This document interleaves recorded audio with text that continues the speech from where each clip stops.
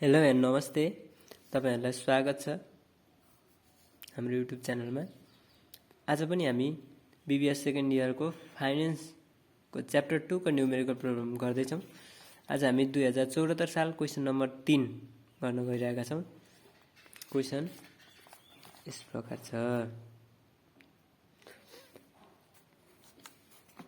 The WF Bailey Company had a quick ratio of 1.4, a current ratio of 3, inventory turnover of 5 times, total current assets of rupees 8,10,000 and cash and marketable securities of rupees 1,20,000 in 1995. If the cost of goods sold equaled 86% of sales, what were Bailey's annual sales and its DSO for 1995 भन्दै छ। अब क्वेशनले के भन्नु भन्दाखेरि हामीलाई quick ratio दियो, current ratio दियो, inventory turnover ratio दियो, टोटल करेन्ट एसेट्स पनि दियो, क्याश एन्ड मार्केटेबल सेक्युरिटीज पनि दिएको छ, अनि कस्ट अफ गुड्स सोल्ड चाहिँ 86% अफ सेल्स भनेर दिएको छ। 86% अफ सेल्स दिएको छ। What were Bellage's annual sales and its DSO for 1995। हामीलाई के सोध्यो भन्दा एनुअल सेल्स एउटा सोध्यो, अनि डिएसओ डेज सेल्स आउटस्ट्यान्डिङ अथवा एभरेज कलेक्सन पिरियड भनेर सोधेको है। यो यसमा एभरेज कलेक्सन पिरियड भन्नु भने पनि ए डिएसओ नै हो भन्ने सम्झेर लेख्दा हुन्छ। फर्मुला एउटै नै हुन्छ। अब हामी गिभन लेखौं। गिभन के छ त भन्दाखेरि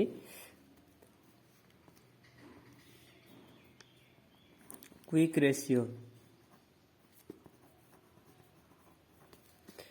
रेशियो इक्वल टू 1.4 टाइम्स है।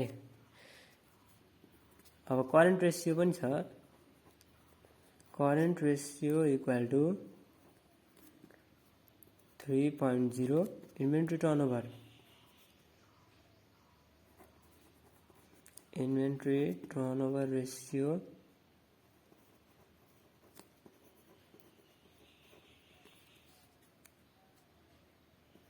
5 times total current assets.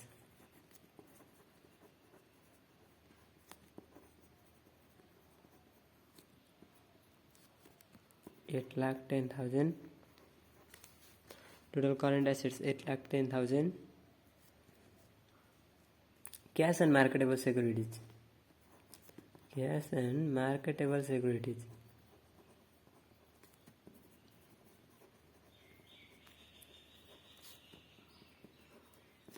1,20,000. अब कस्ट अफ गुड्स सोल्ड भनेर कति दिएको छ त भन्दा 86% अफ सेल्स। 86% अफ सेल्स दिएको छ। अब हामीलाई सोधेको के छ भन्दाखेरि annual sales equal to what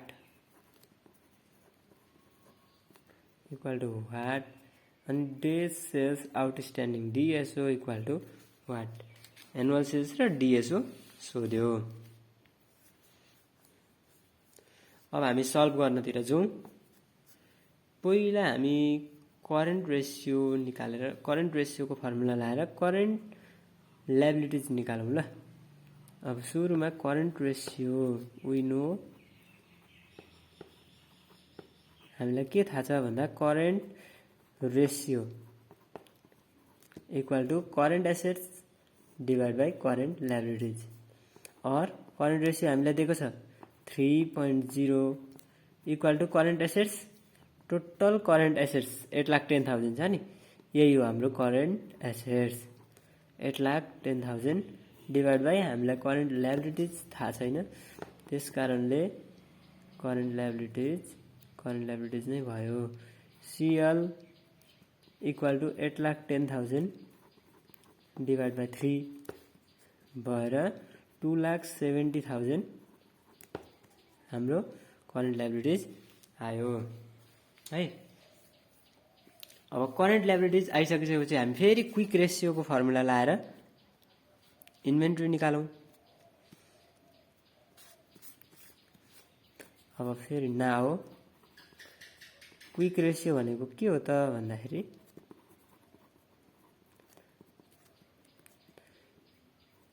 current assets minus inventory हो नि। इन्भेन्ट्री नभएको चाहिँ क्विक एसेट्स हो, अथवा करेन्ट एसेट्समा इन्भेन्ट्री घटाएपछि हाम्रो क्विक रेसियो आउँछ डिभाइड बाई। अब हाम्रो क्विक रेसियो फर्मुला भनेको क्विक एसेट्स भनेको current assets minus inventory divide by the current liabilities नै हो। और क्विक रेसियो भनेर हामीलाई दिएको छ, कति दिएको छ त भन्दाखेरि क्विक रेसियो भनेर 1.4 दिएको छ। 1.4 equal to current assets 8,10,000 minus inventory थाहा छैन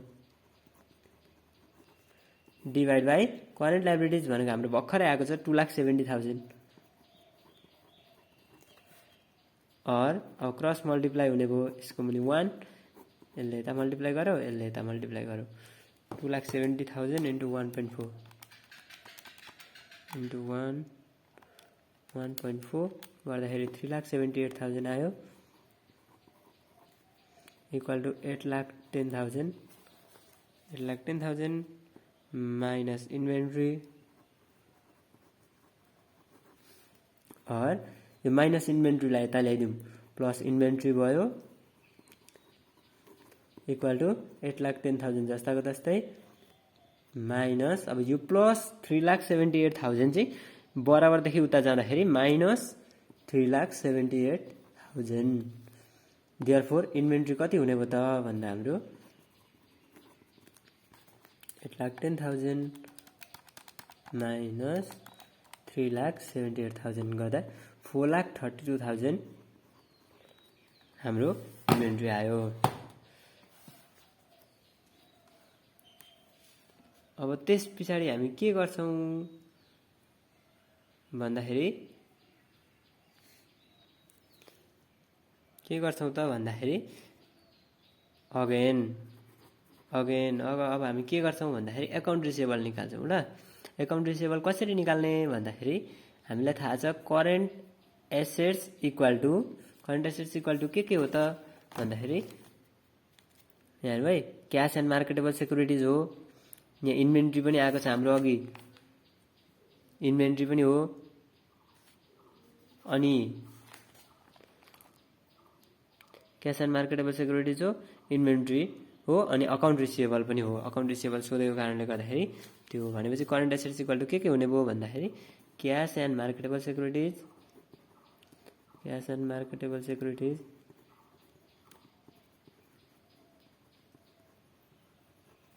प्लस इन्भेन्ट्री भर्खर आएको छ, इन्भेन्ट्री फेरि प्लस एकाउन्ट रिसिभेबल। हामीलाई एकाउन्ट रिसिभेबल पनि सोधेको छ, त्यस कारणले एकाउन्ट रिसिभेबल पनि यहाँनिरै पर्छ, करेन्ट एसेट्समै पर्छ। और करेन्ट एसेट्स भनेको हाम्रो 8,10,000 equal to cash and marketable सेक्युरिटिजको भ्यालु कति छ भन्दा 1,20,000 प्लस इन्भेन्ट्री कति छ, इन्भेन्ट्री यहाँ मास्तिर आएको छ 4,32,000 प्लस अकाउन्ट रिसिभेबल हामीलाई थाहा छैन। और अब यो प्लस वाला आइटम सबै यता ल्याइदिने माइनस हुन्छ, 8,10,000 minus 1,20,000 minus 4,32,000 equal to AR। Therefore account receivable equal to rupees 8,10,000 minus 1,20,000 minus 4,32,000 गर्दा हाम्रो 2,58,000 चाहिँ अकाउन्ट रिसिभेबल आउने रहेछ। 2,58,000। नाउ अब हामी के गर्छौं त भन्दाखेरि इन्भेन्ट्री टर्नओभर निकाल्छौं।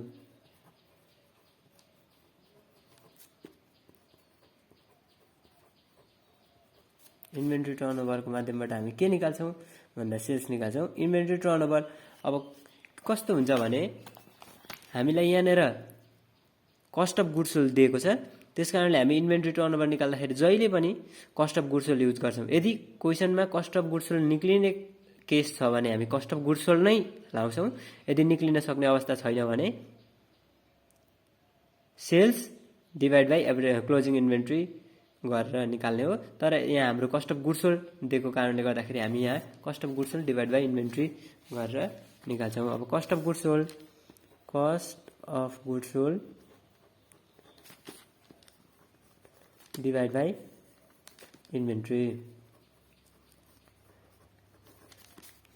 और इन्भेन्ट्री टर्नओभर रेसियो दिएको छ हामीलाई। इन्भेन्ट्री टर्नओभर रेसियो भनेर कति दिएको छ त भन्दाखेरि 5 टाइम्स दिएको छ।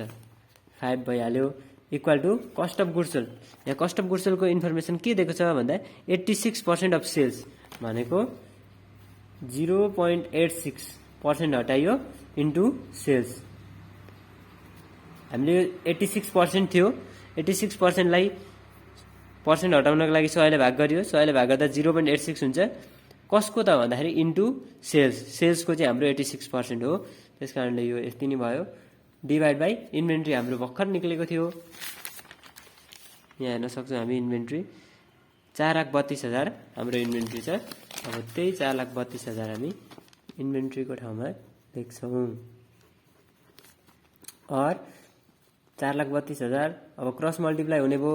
4,32,000 इन्टु 5 इक्वल टु 0.86 सेल्स। अब सेल्स इक्वल टु के हुने भयो त भन्दाखेरि 4,32,000 into 5 divide by 0.8। Therefore multiply गरौँ भाग गरौँ 4,32,000 इन्टु 5 डिभाइड बाई 0.8 गर्दाखेरि हाम्रो सेल्स कति आयो त भन्दाखेरि इक्वल टु 27 लाख।